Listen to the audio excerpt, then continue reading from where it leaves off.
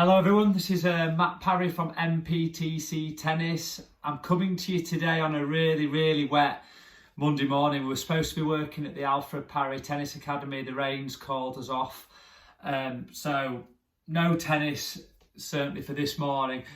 So I'm going to use this time to do a video on something that I was going to put it down as an article, and I like to write the occasional article and stick it out there on Facebook and Instagram for people to read. But I find that when it comes to things like this, people, they either love to read things like this or they read the first couple of lines and they don't bother with it. So I thought if I put it in a video, it might have more chance to resonate with people. So I call this concept layering, and I use it to help tennis, but it's actually really good way to help certain aspects of your life as well. So it's a little bit of a life lesson, and I'm 99% sure I didn't actually phrase this term. I think, if I'm right, James Smith, the really awesome online trainer, personal trainer guy, came up with this, but I've been using this for years and years. So if I've stolen it from James Smith, the actual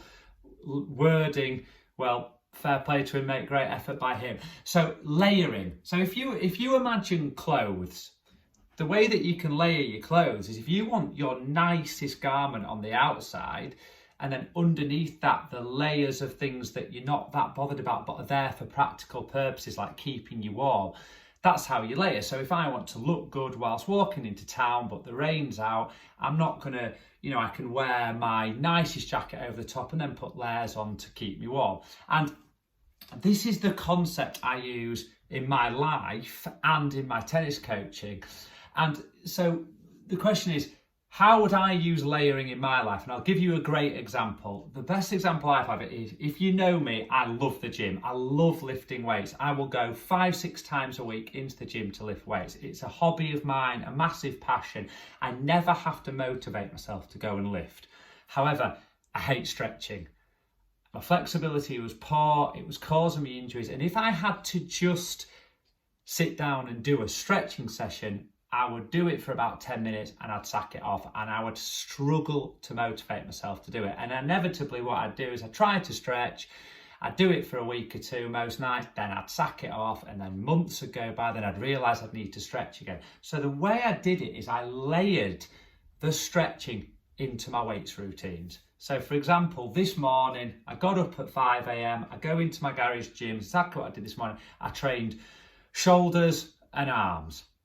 And every single time I do a set, I stretch my legs off. So using my rest periods in the gym to stretch. There's probably fitness experts out there that will criticise this, but it was the only way that I could gain flexibility and do stretching without quitting, was put it into something that I really enjoy. And I started doing this 5 or 6 years ago, and my flexibility is 50 times better because I do it every time I lift weights. A second one I started doing, and I did this years ago, is when I do my bathroom routine in the morning or at night, have a shave, do my teeth, whatever you do in the bathroom, I would put on a podcast, a YouTube video on something related around tennis, but not tennis specific. So, it might be, like for example, the James Smith book to learn about strength and conditioning. It might be, the mental side of tennis, a podcast on it. It might be something even more obscure, how to promote a YouTube video, so that I'm using my time in that bathroom, not just to do my teeth, but actually to learn. Because I used to try and sit down and learn around tennis, and I just find myself just switching off. So that's made a huge difference to me. So that's what I call layering. So the next question is, how do I use layering when I'm teaching tennis? And this one is really simple, and good coaches do this out there, and you don't know it's happening, but it's great for you to know that it is happening. So for example, we'll take Amelia Lindley, who is one of my top under 12s girls. Amelia Lindley has an amazing forehand, one of the best forehands I've ever seen for a girl her age in the world. Anyway, it is an amazing forehand. She does not particularly like hitting her two-handed backhand.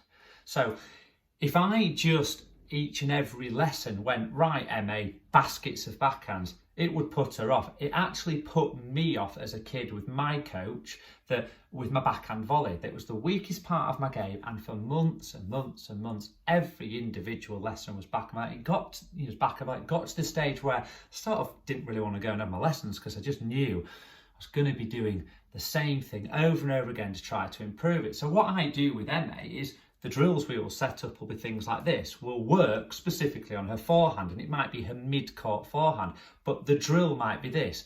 I might go, right, Emma, you've got to hit 2 cross-court backhands, and then we're going to really focus on that big forehand mid-court ball afterwards. So Emma doesn't really feel like she's practicing backhand. She's actually focused on her forehand, but she's getting the backhand repetitions in she needs without it really stressing her out. Another great example of this one would be people that struggle with their fitness or their lack of movement. What I'll do for them is I might work on their strengths. So say, you know, they enjoy their volleying, but I will make the drills very, very cardio based and very footwork based. So they don't realize they're actually doing a little bit of fitness work or footwork where they're actually practicing the volleys or their big forehand or their slice backhand. But you know, I will increase the reps and the range of movement with those players without ever them realizing that I'm doing it. So I wouldn't say to them, oh, you know what, little Billy, you struggle with your footwork and you're a bit poor with your fitness, so today we're going to do shuttle runs, because that's going to do their head in. So that's how I layer it in around my lessons. Just another quick, great one that I do a lot is when I'm starting people with the chopper grip on the serve. Often people hate the chopper grip. It becomes such a bugbear for them. So what I do is a lot of volleys, because people like volleying. It's easy, it's active, but they've got to be in the chopper grip. So over time, they're actually starting to feel a chopper grip. So when it comes to their service practice, they're then like, actually this chopper grip is starting to feel quite normal. So I'm layering in a chopper grip in another drill, which is then going to help them with the serve later on. So the final part of this one is, how can you use the concept of layering in your own practice? So if you haven't got a coach that's layering sessions for you, well, this is super, super simple. You know, if you are one of those, say, mid-level male club players that likes to come down to the club every day and play a set, and, you know, you love that's your exercise and you want to compete, but you realise that your second serve is poor, then, well, just layer a small drill, well, not a drill, a small sort of close practice within the set. So why don't you say to the person you're playing with today, right guys, what we're going to do, because I struggle with my second serve, I'm going to have as many second serves as I want until I get it in. We're only going to play the point out when I've got my second serve in, so that actually you're still enjoying your tennis, you're still playing, but you're actually hitting second serve practice. You might say, for example, go, let's not serve today. I'm struggling with my backhand. Let's play first to 7 points with feeding the ball in. You feed the ball to my backhand. We start the point off with my backhand, and then we play out to win from there. So every single first shot of the points is a backhand. So really, really, really simple.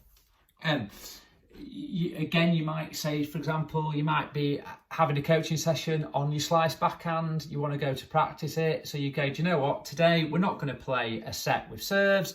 We are going to play first to 11 points.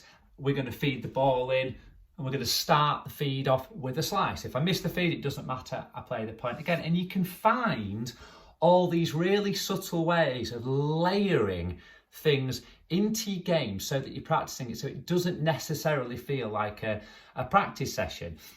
And you know, most club players do not want to go and stand and do baskets of serves. I get it. They want to have a workout, they want to be competitive, they want to get it all into an hour because we have busy lives, but that does not mean that all that has to be is a set with no aim to it, so that you come off after that set and you're like, oh, do you know what, my serve was great as always, love my form, but god damn, my backhand's still rubbish. You know, you can still have a great workout, still be competitive, but just layer these, you know, those things subtly into it so it doesn't feel like, you know, specific practice on that, which then inevitably can make things worse and put people off.